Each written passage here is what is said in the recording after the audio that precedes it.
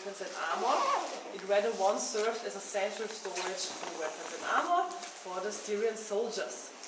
From the 15th to the 18th century, the then inner Austrian states, which were Styria, Carinthia and Carniola, were repeatedly attacked by the Ottomans, Hungarian rebels, and also by the French Emperor Napoleon. So for this reason we built the house. The work began in 1642 and it was finished in 1647. So the house, as the architecture is from the middle of the 17th century, but the stuff in here is not chronologically ordered. I will say to the things from which century they are. Today we have here 32,000 objects stored, so we are the largest and best preserved historical armory in the whole wide world. Normally we had more armory in Graz, but they were shut down. And Maria Theresia wanted to shut down ours too in the 18th century, but the man who gave the order to build the house, they asked her to keep this as a monument for the Styrian history. So this is the reason why we have this stuff still in here. Yes. Okay, then I will show you the oldest weapons in our exhibition.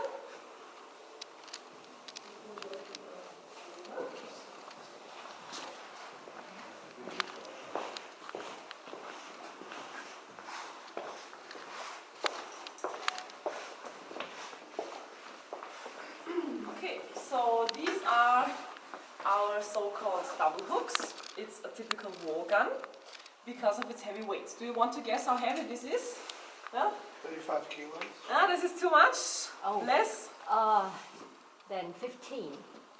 Yeah, it's right. So they depend on the size, but they are between 10 and 32 kilogram.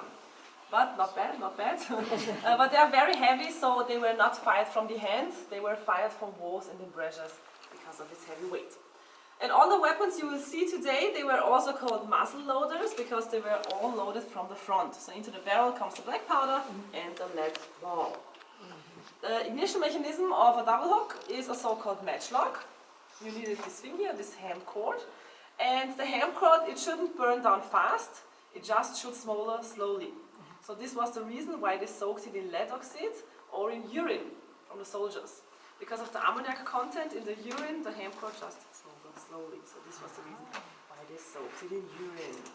Then they clamped the ham cord into this little hammer. Here we have a pan where the priming powder was, and above we see a little hole. And when the soldier pulls the trigger, the hammer falls down into the pan through the explosion, and the gases that arise from this push the ball out of the barrel.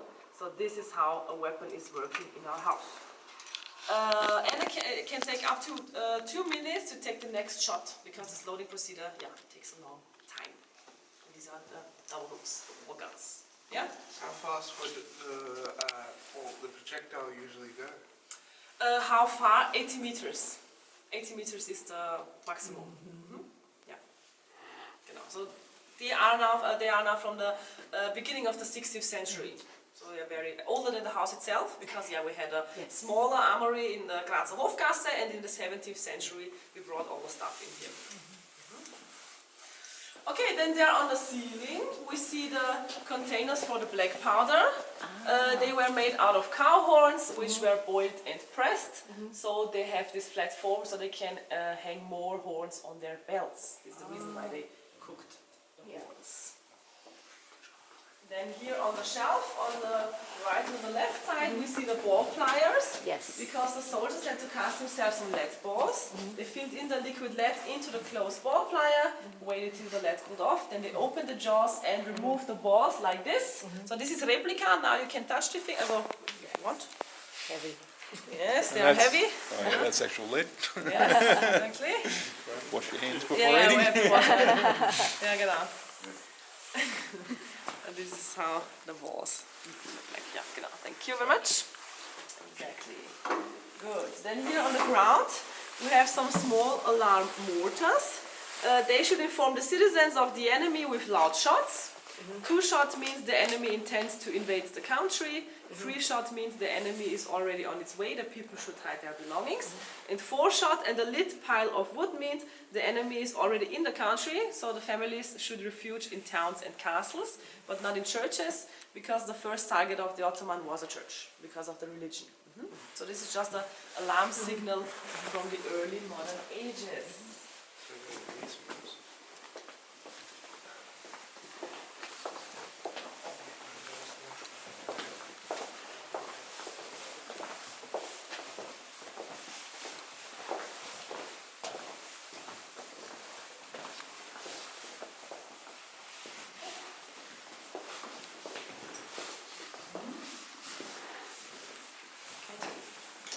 So in the 17th century, not anyone was allowed to enter the building. It was only allowed for the custodian, for master gunsmith, a metal worker, and a metalsmith. And this thing here was for the custodian. Do you want to guess what this thing is? Maybe somebody knows it. What is this? You have to hold something. This is a scale, a beam balance. The custodian has to weigh up the weapons, cannons, munition, because they paid per weight and not per item. This was also like a good quality control to see if the armor was made out of real iron and not another metal. So yeah, it can take up to 1.7 tons, and it was mounted on the ground floor. Yes, this is the counterweight. And these weapons here, these are the youngest ones in our exhibition. We always recognize the age of a weapon by its ignition mechanism. This is now as a flintlock. Now they clamped into the hammer a little flintstone, and when the soldier pulls the trigger, the flintstone scratches on this metal tongue here, and through the friction they produced sparks, and the sparks ignites the black powder in the pen. So with this weapon they can shoot when it was bad weather, because with the matchlock when it was rainy you cannot shoot because the hand cord is too smaller, and with this, yeah, you can shoot when it was raining. So here we are now in the beginning of the 18th century. Genau. Then mounted onto the flint we see some bayonets. This is the newer version. They mounted it onto the barrel so they can shoot with the firearm and have a weapon for stabbing. Then there, behind you, you have the plugged bayonet. They put the bayonet into their barrels, so they only have a weapon for stabbing. Name giver and inventor of the bayonet was the French city Bayonne, because there the musketeers put their knives into their barrels when they ran out of munition, so they have something to defend themselves. Bayonne, bayonet. Okay.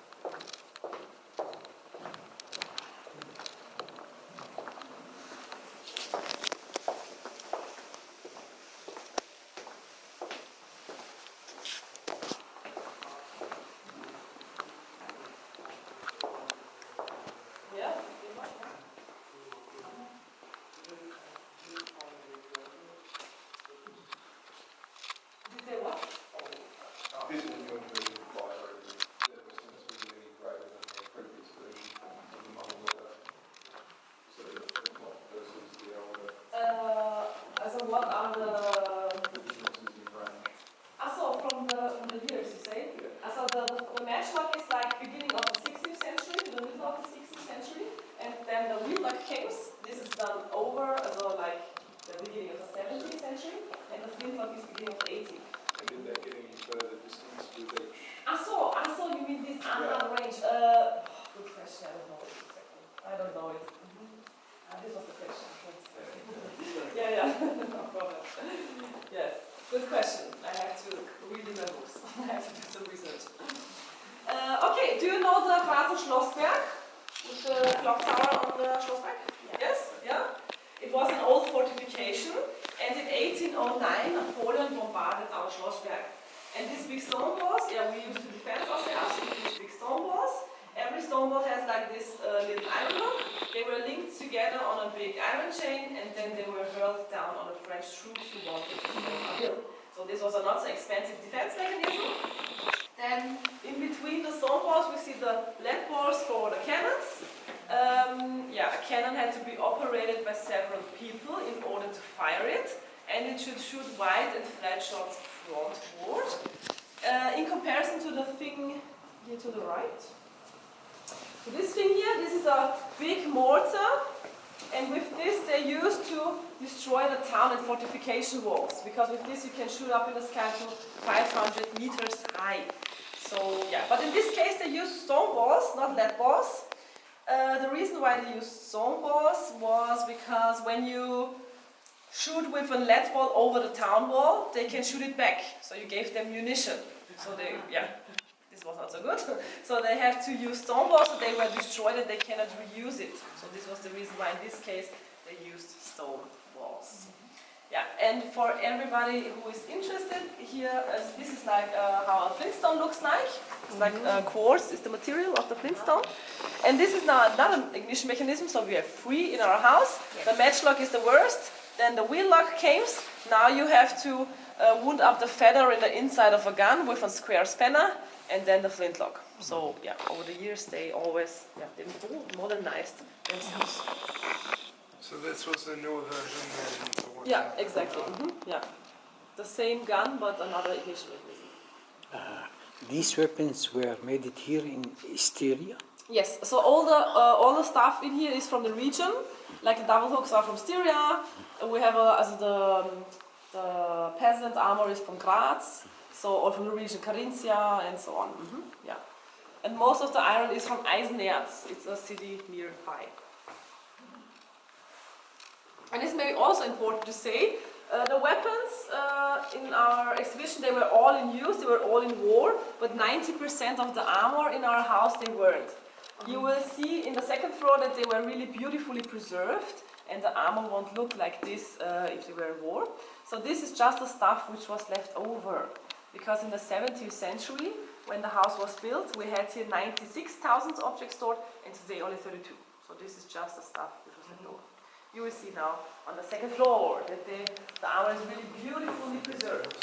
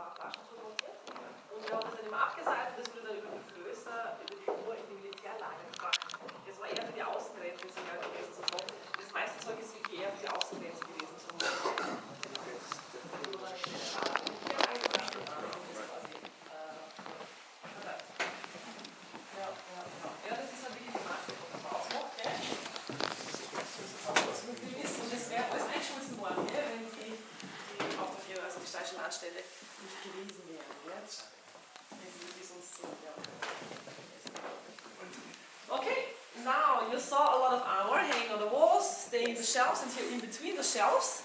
And they, this all the same type of an armor is a typical peasant armor for a foot soldier. And they are all from the middle of the 16th century. And before we take a closer look, what do you notice when I stay next to him? Yeah? Small. Wouldn't fit you. Yes, exactly. I don't know. But yes, they are very short, tiny, yes. Why do you think that the people back then were so tiny? Well, there's been a few theories going around that how Okay. eventually, over generations, eventually the offerings will go tall, so I guess. Yeah? Malnutrition. Exactly. Malnutrition was the reason why the average height of an adult person was, also from lower social ranks, was 1,60 m, like we see it here. And the noblemen who ate better can grow up to 1,70 m because they have more money to buy more food. But they are not, also this is not an armor for children or for women, just malnourished guys. Because a lot of visitors think that they are for children, but no, just malnourished. Well, this is really, really tiny. Yeah, can be for me. I think it will fit. This one is for me and this is one for you. Exactly, and the peasant armor consists of a breastplate, backplate, a circular collar, tassets, and a burgonet helmet, and it weighs 14 kilograms. So we have heavier ones, but yeah, 14 kilograms is like for the peasant. And they were made out of iron. Do you think that they were bulletproof in the 16th century? Yeah. You say no? You say yes? Yeah? Yes. Yeah, they were bulletproof. There's a reason why they made it out of iron, and we see here a little dent here in the harness, in the breastplate. But this is not a mark that they were used in war. This is just a test shoot. Because the armorer who produced the armor said to the custodian, yes, my armor is bulletproof, but the custodian has to test this. So he shoots on the empty armor to look if it's really bulletproof. And yeah, when it was bulletproof, then he buys the whole charge, and when not, the armorer has to produce it again on his costs. Yes, but this is just a test shoot. And they were all mass produced, so they were available in the sizes small, medium, and large, because the peasant didn't receive the custom-made ones, only the nobleman received the custom-made ones. So this is the, like the fast fashion, yeah? I've seen some ornaments on some of the armors. Is Yeah. this for the nobleman? This with the Jesus, with Yes, the crucified Jesus, yes, this was like a nobleman. I think it was a light cavalrist armor. This was like a lucky charm. They made it like, they hoped that it didn't die when they have this crucified Jesus on their breastplates. They're really religious back then. So here's a borderline replica. Now you can hold it in your hand. You can put it on your head if you want. If you want.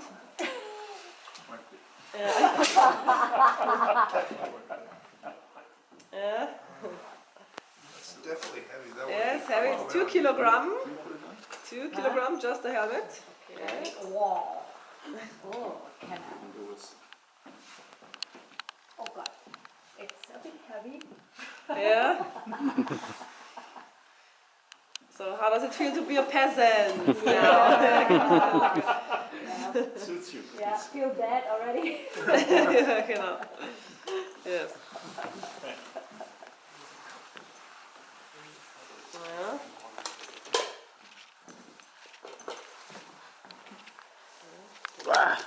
Yeah. Thank you. Yeah, thank you, you're welcome. Yeah, so we see here that this helmet has like a little padding here in there, but a lot of soldiers they didn't receive this one with this is like a luxury version. A lot of soldiers just put straw on their heads and then they put the helmet on.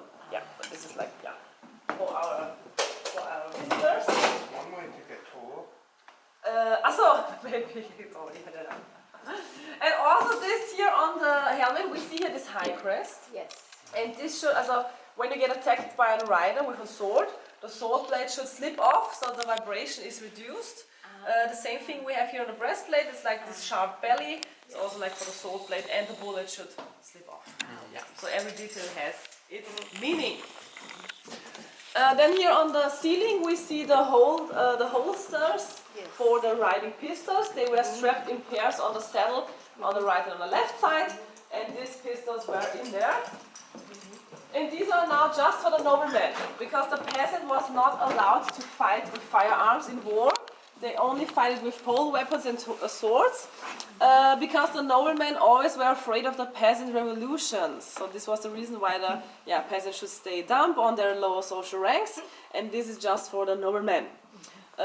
Wheel-lock pistols. This is how this square spanner looks like. They have beautiful inlays made out of buckhorn and cattle bones, no ivory because the stuff is from the region. We have here some matching powder flasks with a portionizer and also a double barreled, pistol with 2 barrels. Also from the 16th century, very valuable. That's the reason why they are behind the glass.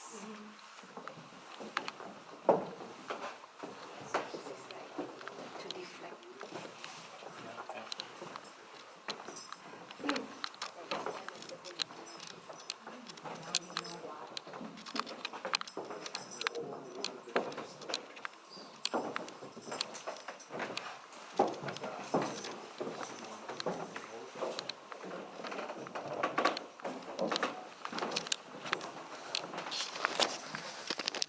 Cavalrist. Now this soldier sits on horseback, and we see here some differences in the breast and back plates. Now it's not one iron plate, now more like iron stripes. And this is also called lobster-tailed, because with this he can really move properly. He can bend over from his horse to fight with his saber. Underneath he wears a chainmail. It's made out of 10,000 of little iron rings, and they were riveted, not just clamped together, they were riveted, so it takes a long time. It can take up to 1 year for one chainmail to produce it. So this was the reason why a chainmail cost in the 16th century 10 guilders, and one peasant armor 8 guilders. But the chainmail was not bulletproof, it only afforded protection in the near combat with a saber and a sword. So, but this is the whole armor, like he has trousers on, but not now. And here in front of us we see the heavy cavalrists. They also sit on horseback. They are heavier. Yes, exactly. They are of a nobleman,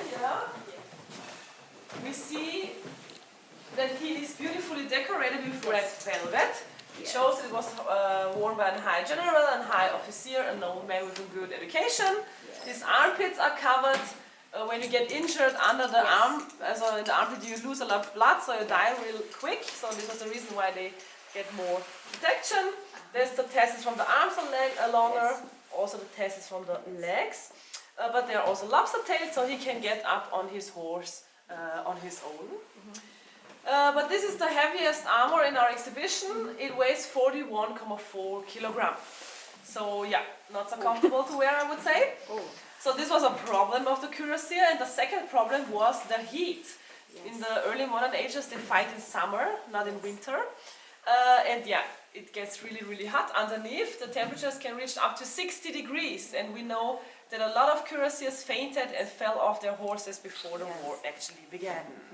So yes, these are the disadvantages of the cuirassier. Then we also see a few of them have some closed visors, and here we can come closer. Here we can see a face of an animal. Do you recognize? What could this be? No lion. Small, exactly, a cat. It's a cat. It's a cat, a grasshopper. They are also from the middle of the 16th century. And they put these animal faces on the visor because they wanted to frighten the opposing troops. It has to do with the superstition. In the 16th century they said that the black cat was possessed by the devil. And the people believed this. They had a lot of fears from a lot of things. And yes, it was a really, as a psychological warfare, it has an enormous effect on the other soldiers. And we also, as in Austria, we also say today that the black cat is like a bad omen. When it runs from the left side to the right side and it runs in front of you, then you have bad luck. So superstition. They really hoped that they don't die in war if they have this crucified Jesus. Did it usually work? No, I don't think so. No, I don't think so. Are these ones iron as well, or? Yeah. It looks like shinier because this is now another technique. Yes. It's like they were like, I don't know it now in English, but they were burnt into the oven. So this is now like the black, and when they get like polished. Temper. What? Temper.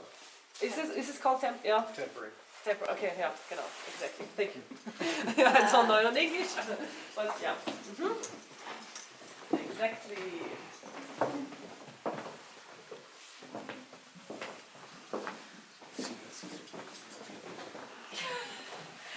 Now I know better.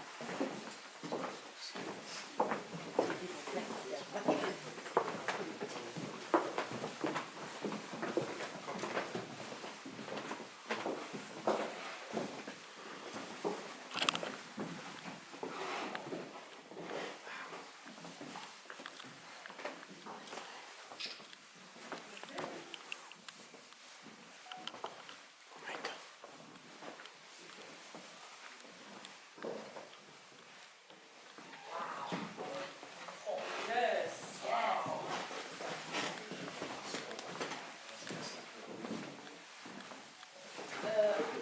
Ja, genau. Das ist gleich so interessant. That I think they have to have help to get the armor. To get the armor on, Yes, they have needed to. some help, yes. But do you think that they were made for war? No. He's too fat. Exactly. Yeah, so really fat guy, yeah. A big belly. As they are shown, as this one was made in 1550, so middle of the 16th century. And the big belly in the 16th century was very fashionable. Why do you think that this was so fashionable?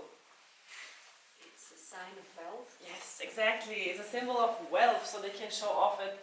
Yeah, look at how much I can afford to eat. Look at my big belly. Yes, it was really beauty standard.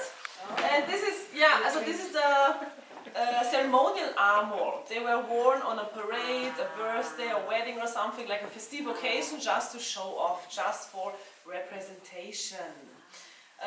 Yeah, we also see that he's very tall. He's 1.90 m, and it was not common to be as big as he is. But unfortunately, we don't know who wore it, who gave the order to produce it. We only know who made it, because on the breastplate you see a little W engraved. Yes. It's the name of the armorer Michael Witz. It was an Innsbrucker armorer, a very famous one. Yeah, but we don't know who wore it. How much is something like that cost? I don't know it, but a lot. It was very expensive. I cannot say it. Yeah? So what was the old currency's name again? The one they said that this armor will be worth, like the peasant one was 8 guilders, yeah? guilders. Yeah, also the peasant was 8 guilders, like this is like more than 50, I think. I would say it now, so just, I don't know it exactly, but yeah. Genau. Yes, then we also see here this cut piece made out of iron. Yes. Yes, it should protect the genitals from the Yes. wearer, but the wearer also wanted to emphasize his manliness. Yes, so they were available in different shapes and different sizes.